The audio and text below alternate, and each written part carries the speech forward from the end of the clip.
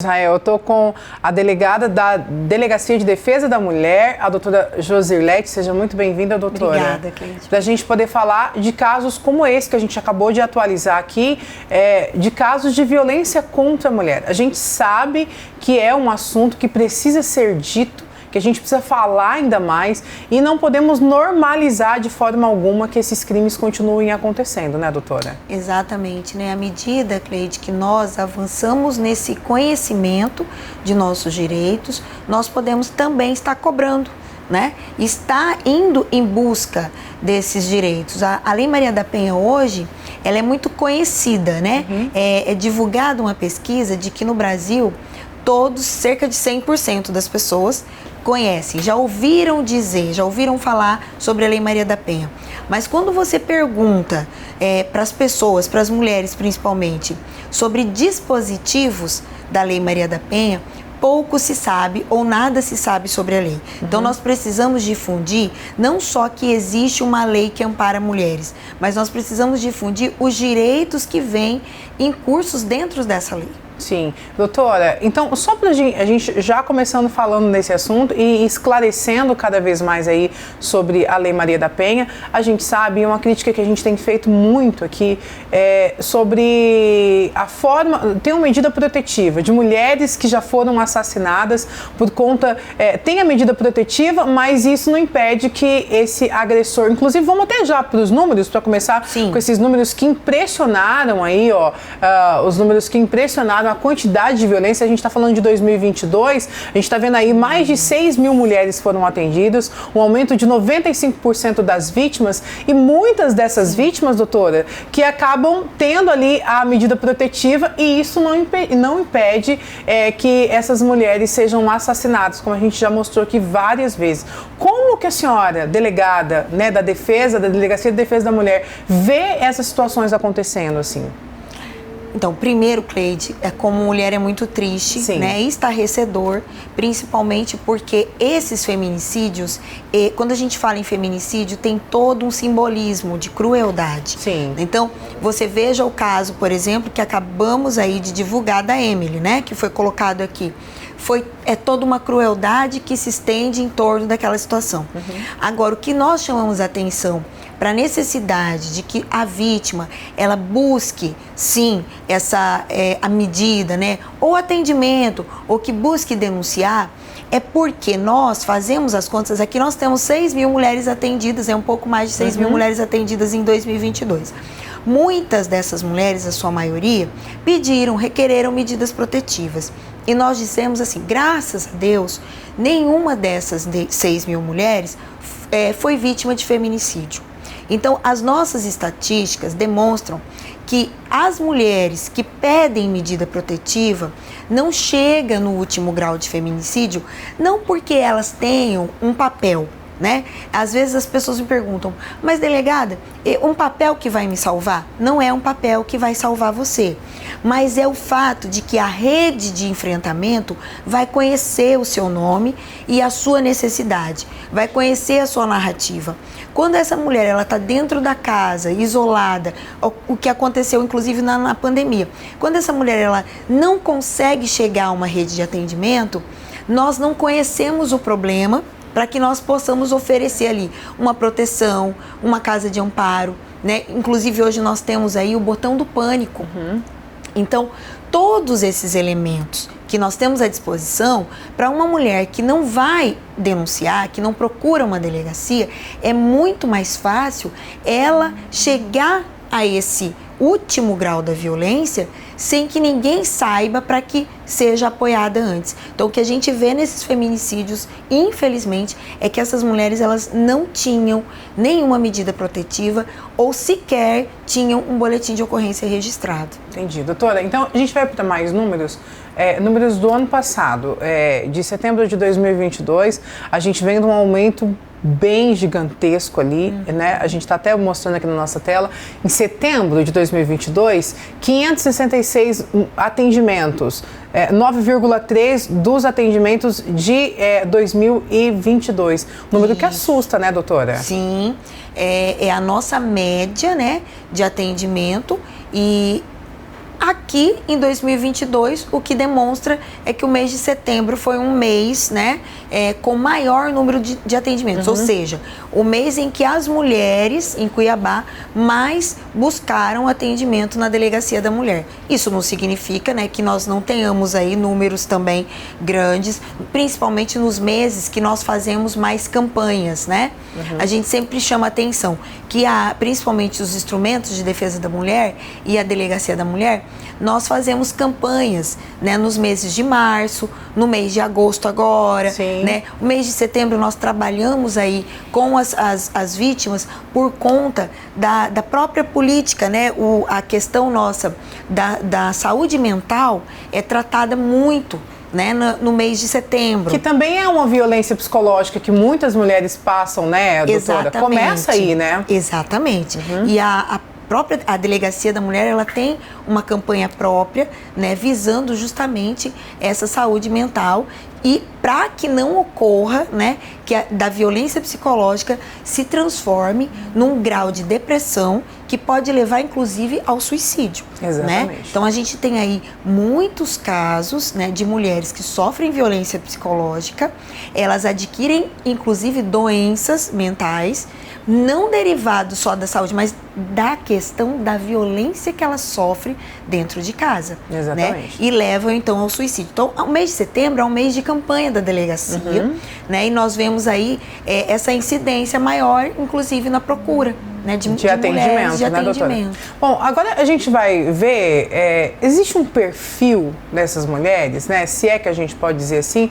Vamos ver aqui agora na nossa tela, o perfil das vítimas, né, que aqui os dados mostram que 30% separadas, 26% são solteiras, 16% casadas, 12% conviventes ali, né, que a gente fala juntaram ainda ali, né, que não tem formalizado, 10% divorciadas e 3,2% são viúvas. Existe um perfil aí dessa violência, doutora, se é que a gente pode dizer? A gente está falando aqui, ó, separadas, e a gente pode colocar, inclusive, aquela mulher que terminou um relacionamento e que o parceiro acaba não aceitando o final desse relacionamento, né, doutora? Você foi bem precisa, né? Porque, olha só, Cleide, aqui nós até podemos fazer uma análise de soma entre as que se declaram como separadas e as que declaram como solteiras. Sim. Porque hoje, quando a pessoa, ela entende, por exemplo, que uma convivência, e assim que ela termina aquela convivência, que não se deu num casamento oficial, ela se declara solteira. Sim. Então, significa que essa mulher, ela saiu de uma relação já, ou ela já se declara separada porque ela tinha um relacionamento oficial. Então, se você somar, você percebe aqui, ó, quase 56%, né, dessas mulheres estão já na condição de não mais estar com aquele parceiro, né, com aquele agressor. Que já é muito bom, né, doutora? É muito bom, mas ao mesmo tempo nós temos que analisar a questão de essa origem que a gente fala do machismo, né? Sim. Essa questão do sentimento de posse que a pessoa tem sobre o outro. Por quê? Porque se ela estava separada, se ela já terminou esse relacionamento, o que está fazendo, né, esse agressor agredindo essa vítima? Então, de alguma forma, ela ainda está sofrendo violência, ou psicológica, ou física, ou sexual, ou moral, ou patrimonial desse agressor. Então, aí nos chama a atenção exatamente isso, essa questão ainda cultural que nós temos do machismo, desse sentimento, né, que coloca a mulher em condição, o quê? De um objeto.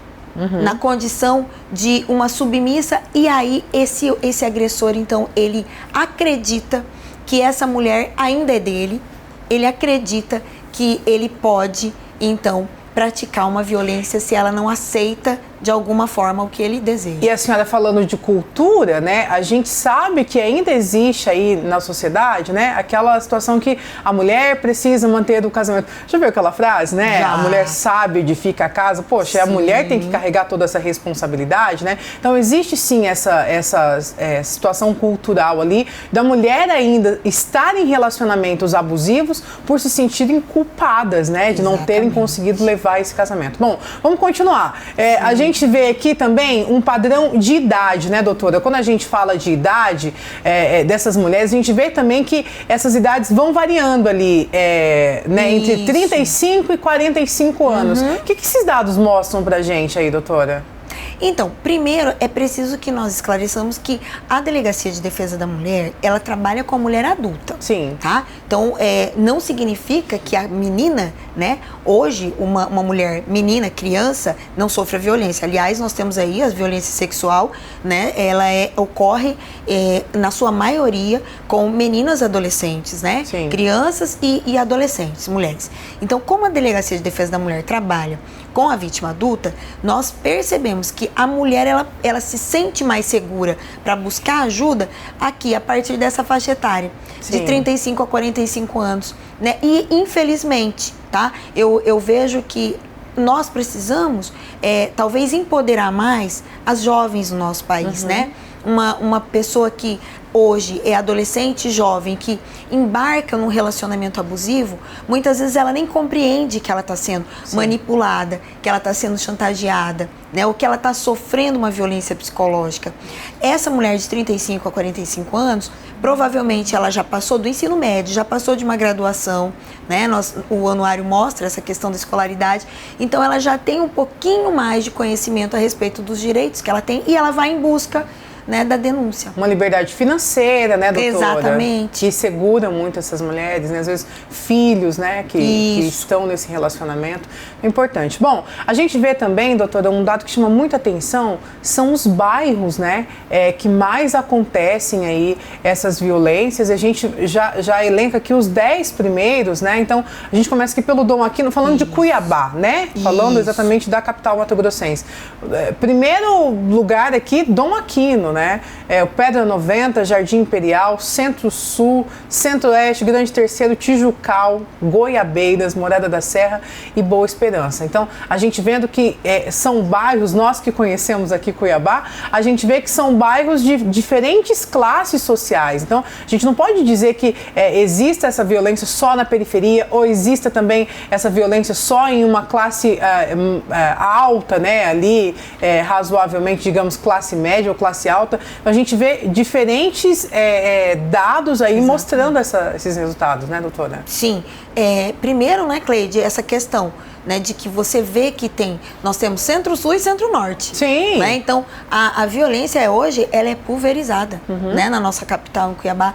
Não temos aí condição de dizer que ela ocorre apenas numa região, né, ou que, é por falta de condição, né, ou por falta de estrutura. Não. Você percebe que tem no Goiabeiras, tem no Boa Esperança e tem lá também nas regiões que são mais afastadas.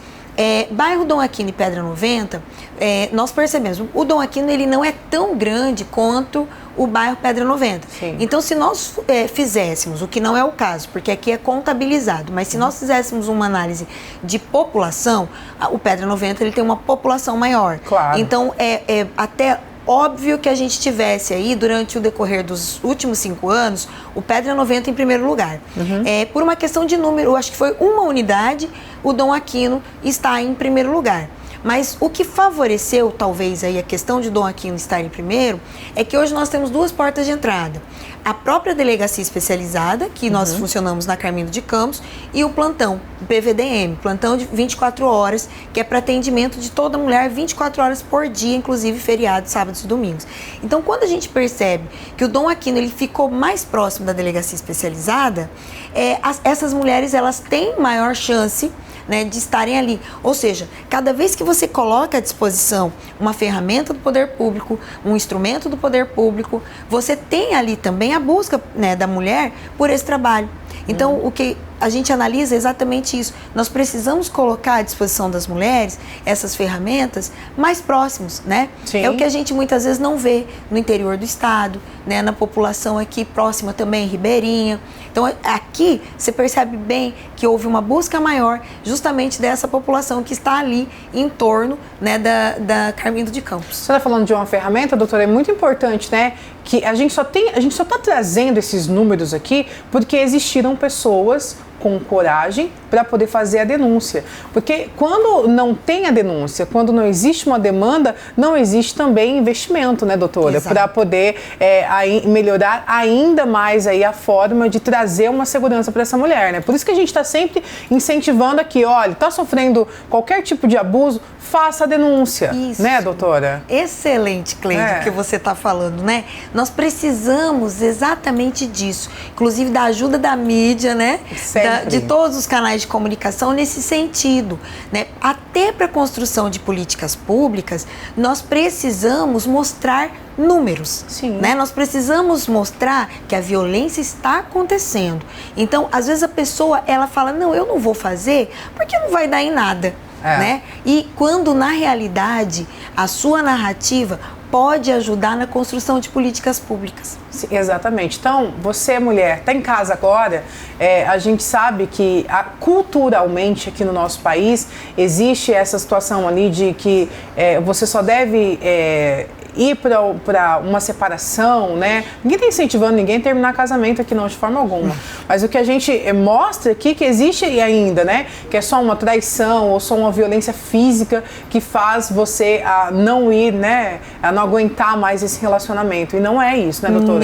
Existem vários outros tipos aí de violência, violência patrimonial, psicológica, violência sexual, quando você tem um relacionamento com alguém, não tem obrigação nenhuma de praticar nenhum ato sexual se você não tem interesse. E muitas vezes essa situação aí não é levada como ali dentro da família, não é levada como um abuso. E fala que é como se fosse uma obrigação da mulher. Não é, viu, minha senhora? Você que está em casa agora assistindo o Mais Mato Grosso, se atente a isso. Então, qual que é o telefone, qual que é o canal? Deixa aqui pra gente poder finalizar, doutora. Isso. O pessoal procurar aqui a ajuda. Ok, muito obrigada. Nós temos um telefone 3901-4277. Temos também um e-mail, que é muito importante para pessoas que quiserem denunciar. Se não quiserem se utilizar do 180, que é um canal de denúncia, e chega, tá? O pessoal chega para a Delegacia da Mulher, mas podem mandar no DMulher, Dzinho mudo, DMulher CBA de Cuiabá, dmulhercba@pjc.mt.gov.br, tá? A gente gostaria de esclarecer, a Cleide, você fez uma colocação assim, indispensável. O que nós pregamos é a liberdade que toda pessoa tem o direito de ter, e inclusive isso é preconizado na nossa Constituição Federal. Né? Então, o que acontece com essa mulher? Às vezes ela está sendo lá vítima de uma violência tão sutil que ela imagina que ela tem que fazer o seu papel de esposa, de submissa. Mas ninguém deve se submeter a ninguém. Tá? Então o que a gente prega é que você tenha liberdade para você escolher viver livre de qualquer violência. É isso que você precisa saber. Na medida em que a sua liberdade estiver estando em xeque, você observa se você não está sendo vítima de algum tipo, mesmo que seja sutil, de violência. E nós estaremos lá para te ajudar. E a tendência é só aumentar. Então tem que denunciar, tem que sim tomar as rédeas da sua vida, porque outras pessoas não farão isso pela gente. Muito obrigada, doutora. Eu que agradeço. Muito obrigada. Estamos lá à Seja disposição. sempre bem-vinda e volte mais vezes aí. Obrigada.